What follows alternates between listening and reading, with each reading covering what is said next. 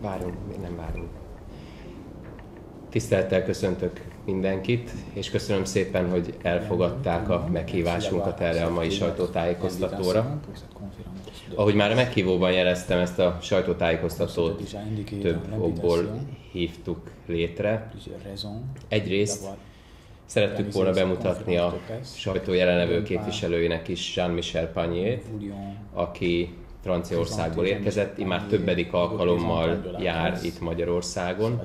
Ő fog mesélni majd az életéről, az életében megélt bukkanókról, buktatókról, az azokból való szabadulásról, ami esetünkben azért is fontos, mert éveket töltött olyan közegben, amely egyre inkább lefele húzta őt. Itt elsősorban a kábítószerre gondolok.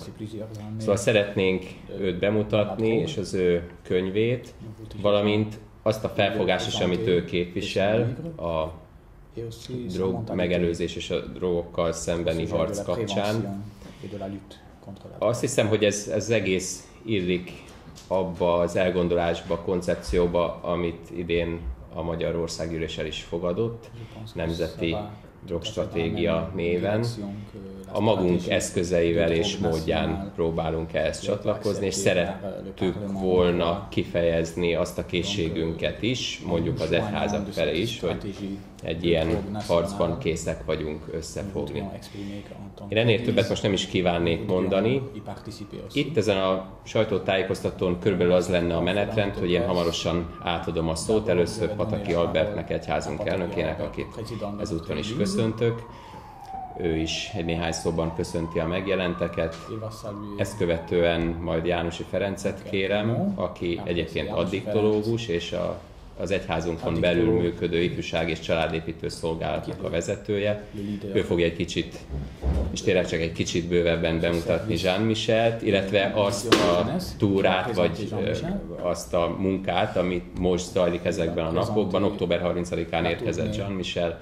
Kicsit Ferenc felvázolja, hogy mi történt eddig és mi történik ezután, és aztán majd megkérjük Jean-Michelt és Martini Zsoltot, akinek ezúton is köszönjük a tolmácsolást, hogy egy kicsit meséljen Jean-Michel az életéről. Úgyhogy Pataki Albert, szeretettel kérnélek.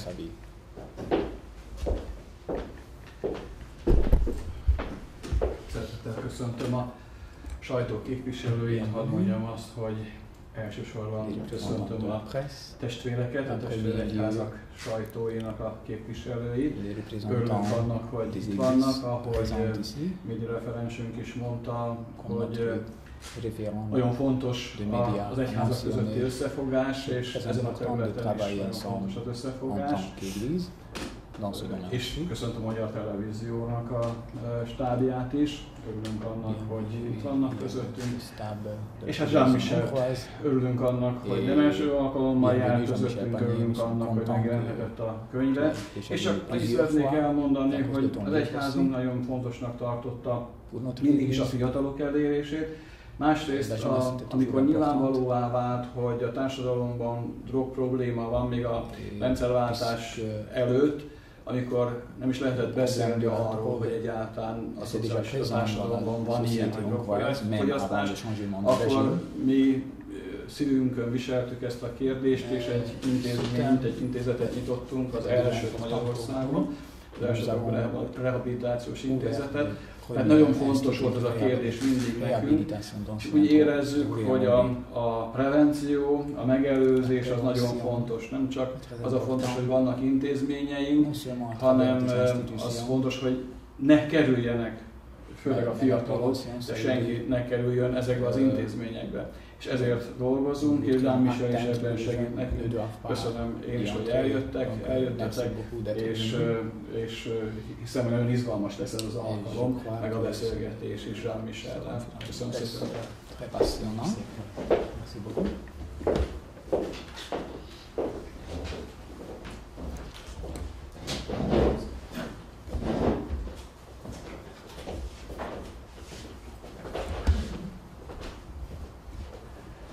Jó napot kívánok, Jánosi Ferenc vagyok, nagy tisztelettel köszöntöm én is a sajtó munkatársait.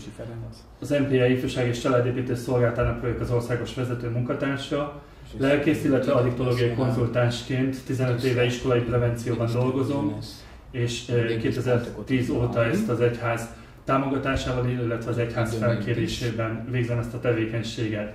Jean-Michel Pagniert én 2 éve ismertem meg 2011-ben, ahol egy barátunk, aki neki is barátja volt, és nekem is barátom összehozott bennünket, és a 2 év alatt, 2011. augusztusától napjainkig 10. alkalommal van az országunkban. Csak a mostani turnén, az elmúlt pár napban drogrehabilitációs intézetekben voltunk, Dunaharasztiban, Székesfehérváron, Kalocsán, Soltvatkerten, voltunk iskolákban, Kiskörösön, illetve tegnapi nap folyamán 3 alkalommal is szolgált a testvérünk, és arról beszélt, hogy a fiatalok életében ők hoznak egy döntést, hogy vállalják a saját életükért a felelősséget, és arról beszélt, hogy te döntöd el, hogy mi lesz a társadalom számára, probléma vagy megoldás. Tegnap különleges alkalom is volt a Magyar Pünkösdi Egyház hajlék gyülekezetében, amiben hajléktalanok nincs bennek és a társadalom kivetettjei járnak. Közöttük beszélt Jean-Michel arról, hogy az ő élete sem volt más. Hogy megismerte azt, hogy mit jelent kirekesztett lenni, kiutasítottnak lenni. Az egyik iskolában azt mondták, hogy drogról lesz szó, akkor reméljük, hogy pár grammot hozott. Jean-Michel mondta, hogy 4 kiló hasis volt nálam néha egyszerre. És a fiatalok megértették azt, hogy hitelesen beszél nekik a mélységekről, de hitelesen beszél arról is, hogy ő hogy jött ki. És aki nekem bemutatta Jean-Michelt, Kupa László, ő egy magyar ember, aki 56-ban el kellett menekülnie Magyarországról, és azon a bizonyos utazáson, amit majd az előadó fog mondani, azon Isten őt használta fel, őt is a csapatával, hogy Jean-Michelnek az élete megváltozzon.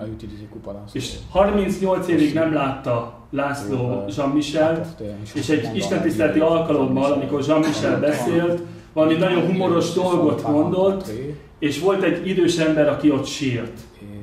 És oda ment hozzá, és azt mondta, hogy mi baj van önnel, hisz amikor még vidám dolgot mondtam, akkor is sírt. És azt kérdezte, hogy megismersz? És Jean-Michel nem ismerte meg, de kiderült az, hogy azon a bizonyos alkalommal, amikor ez a barátunk nem Jézusról beszélt, nem vallásról beszélt, hanem egy nagyon érdekes, egy sajtról beszélt.